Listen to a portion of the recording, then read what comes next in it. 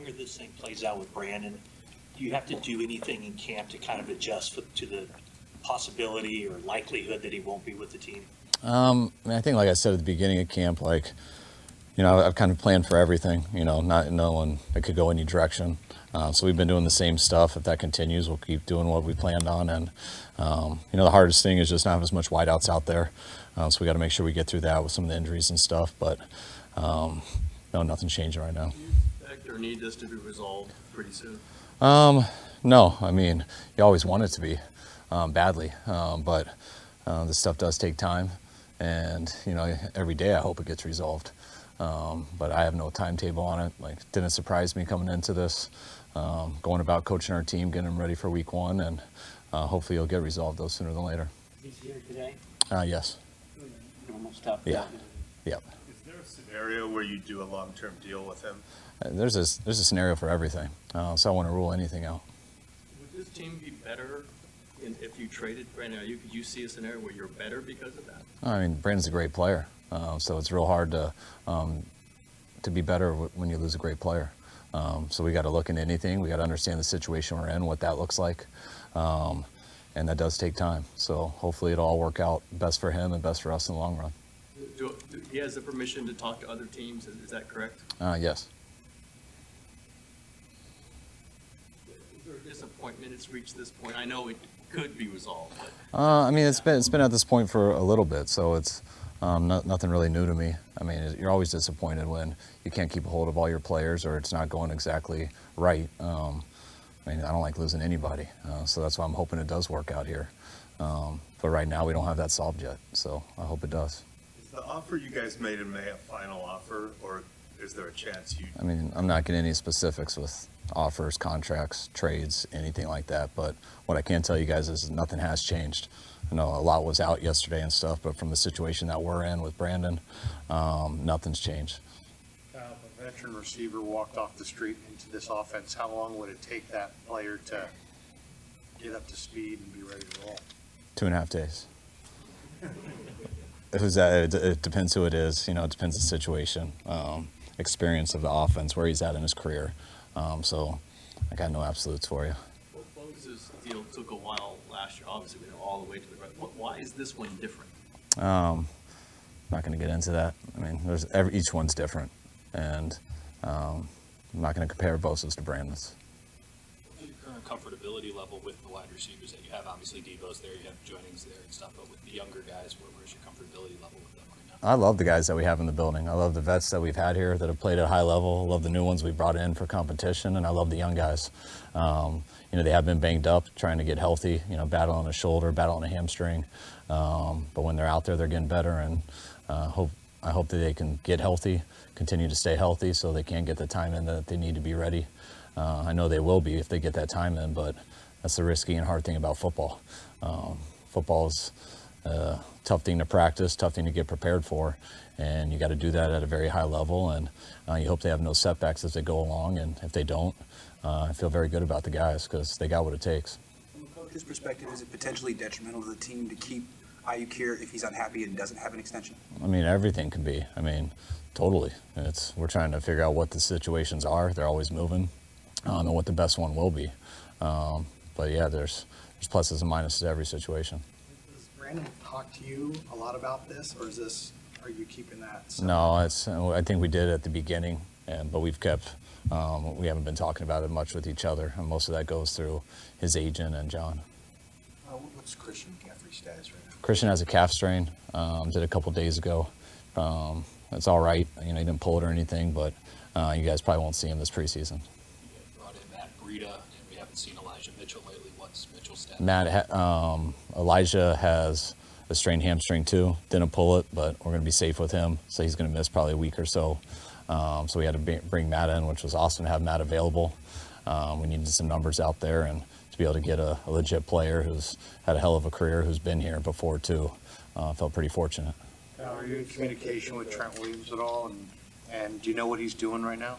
I don't know what he's doing. I believe he's in Houston. I know that's where he lives in the off season, but confident Trent's working out, getting ready and stuff, and hopefully that'll be resolved as fast as possible too. How long do you expect Christian to miss practice? What's that? How long do you expect Christian to be out of practice? Probably a couple weeks.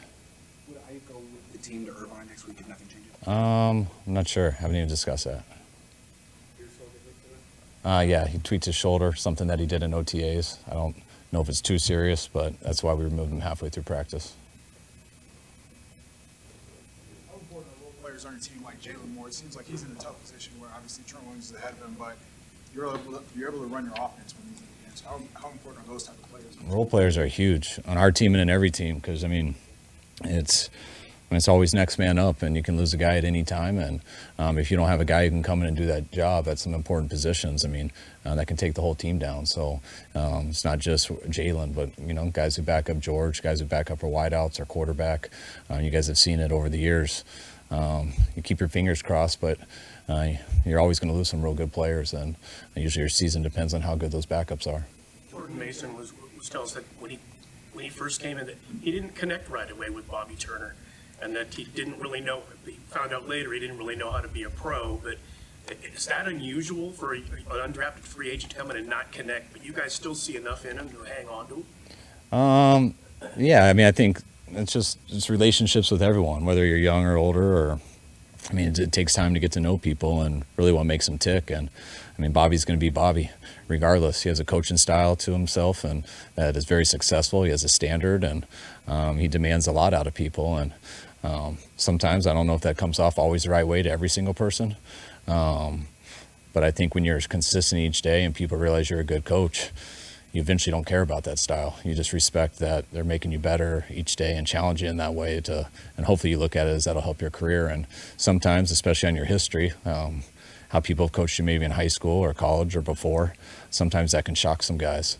But usually the guy, once he realizes that this person's real and why he's doing it, usually it's not a problem, and JP's been great. Ricky, if Aiyuk were to be unavailable for week one, regardless of the situation, how comfortable would you feel with Ricky potentially slotting in for him at the start of the season? I feel comfortable with whoever it is. I mean, that's just it's the issue as a coach. You always, I mean, there's times that I think Aiyuk missed a game last year, and we had to do that. So it's something you're always prepared for.